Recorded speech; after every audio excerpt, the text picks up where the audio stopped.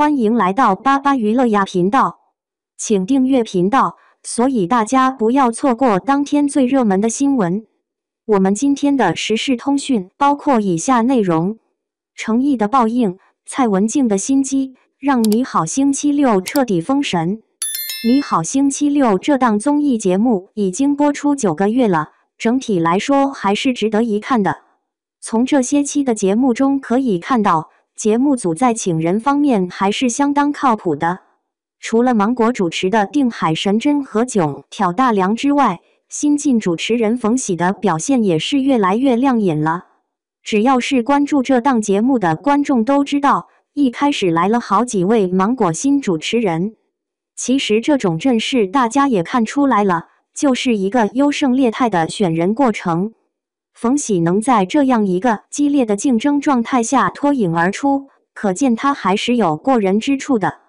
在何炅的带领下，冯喜对娱乐综艺的主持已经非常得心应手了。还记得在这档综艺刚开播的时候，有不少观众吐槽几位新人的应变能力，现在这种声音基本没有了，这就是冯喜的进步。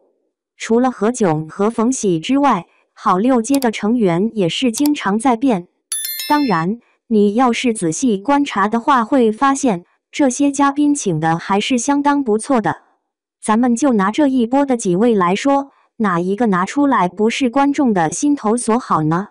秦霄贤的人气不用多说了，德云社继岳云鹏、郭麒麟之后的第3位人气王。郭德纲经常调侃秦霄贤这个网红表演艺术家的称谓。作为网红来说，秦霄贤是非常成功的。自从德云社团综之后，各种综艺资源接到手软，什么欢乐喜剧人、奔跑吧美味夜行侠、姐姐妹妹的武馆等等，秦霄贤参加综艺的频率真的是跟进了2位师兄弟的步伐。我觉得秦霄贤的爆火不是没有原因的，他和小岳岳一样长得非常有喜感，让观众看了就很喜欢。观众缘这种东西是非常奇妙的，你不得不信。尤其是秦霄贤那股子傻劲上来之后，简直不要太搞笑。自从加入到你好星期六之后，秦霄贤给节目带来的笑点非常多。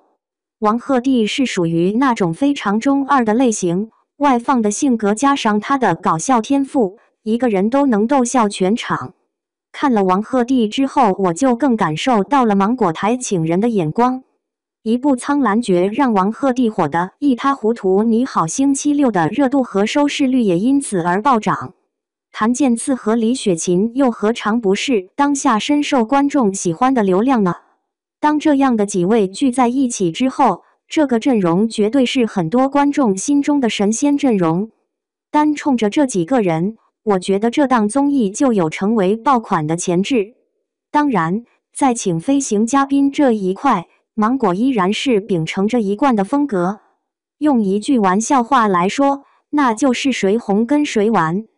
咱们就拿最新一期的节目来说，请到了程毅、蔡文静、荣梓杉、林峰、吴卓羲、杨迪。这期请到的嘉宾分别来自底线你安全吗披荆斩棘。这3组都是当下正在热播的电视剧和综艺。在这几位当中，我最喜欢的就是程毅了。程毅现在有多火，应该不用多说了吧？程毅和杨紫合作的《沉香如屑》刚刚收官，电视剧有多火，相信大家都很清楚。上一部剧的热度还没降下去，现在程毅和蔡文静合作的《底线》又上线了。相信很多人都已经掉入了程毅的坑里，无法自拔了吧？当然，程毅在综艺中的表现也是非常亮眼的，他的天然呆可爱到炸，他只需要认真玩游戏就是一部喜剧。在这次的你好星期六中，我真的是中了程毅的毒，只要镜头给到他，我就笑到直不起腰来。在粤语版的心有灵犀当中，程毅真的是要把蔡文静逼疯了。只是一个简单的词语相亲，任凭蔡文静怎么去表达和描述，程毅愣是猜不出来。这不是重点，关键是全场一起来帮忙描述，程毅还是不知道大家在说什么，真的是太好玩了。在斗牛机游戏当中，程毅完全可以直接站出来，很绅士地说自己挑战斗牛机，让蔡文静去完成其他项目。当然，也正是因为程毅坚持按照游戏规则盲抽，要不然也没有这一趴的搞笑。程毅的花式过杆，我真的是要笑麻了，何炅在旁边都懒得指导了，实在是教不了啊。程毅真的是把这档综艺的笑点扛起来了。我承认我被程毅逗笑了无数次，但他有一点表现是让我忍不住吐槽的，那就是在淋水惩罚的环节放不下偶像包袱，直接把水泼到了旁边。程毅和蔡文静是一组，蔡文静一个女生把自己淋得满脑袋都是水，程毅一个大男生却全身上下干得透透的，这样的对比多少还是让人看得不太舒服的。不过在节目最后，程毅也是遭到了报应，很多观众看完之后也释怀了。程毅的报应，蔡文静的心机，让这期你好星期六彻底封神。第一，程毅，观众很反感在综艺节目中偶像包袱太重的明星玩个游戏偷奸耍滑，让人看得很不舒服。程毅在淋水惩罚的时候全身干透多少让人有些不舒服，没想到立马就遭到了报应。程毅和蔡文静两个人站在后面，由荣梓杉来盲选一个人进行喷奶油惩罚。实话实说，这个惩罚看似是盲选，实际上大家都看得出来，何炅肯定在后面进行了干预，要不然不可能那么巧合的选到程毅。当然，这正是何炅的高情商所在。作为资深综艺人，他很清楚这次要是再惩罚蔡文静的话，必定会引起粉丝的不满，到时候两家粉丝开战是在所难免的。要不是何炅的高情商，程毅这次怕是要被骂上热搜了，因为这件事他不占理。当程毅被喷奶油之后，蔡文静的粉丝心里也平衡了，程毅的粉丝也没什么不舒服，可谓是皆大欢喜。这个玩法可以称之为黑幕，但却是非常高级的玩法，让所有人都开心的平衡之术。在一整期的节目中，我非常心疼蔡文静。程毅这样的游戏黑洞让他每次都垫底，根本没有赢的可能。尤其要说的是蔡文静被淋成落汤鸡的时候，确实让人有些意难平。不过蔡文静在这个环节中也是有点小心机的。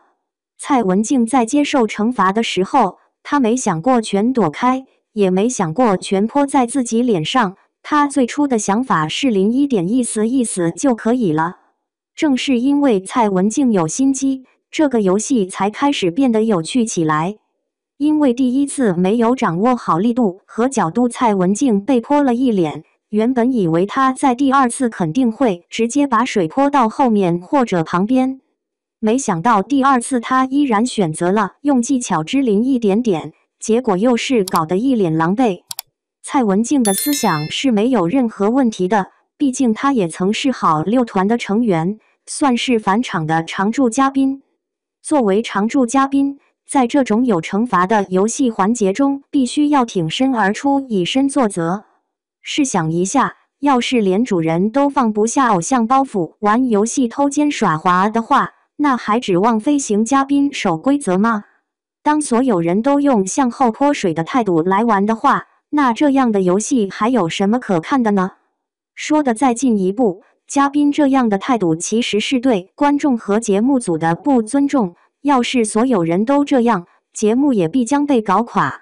对于淋水惩罚这种东西，我觉得所有人都应该向王牌家族看齐。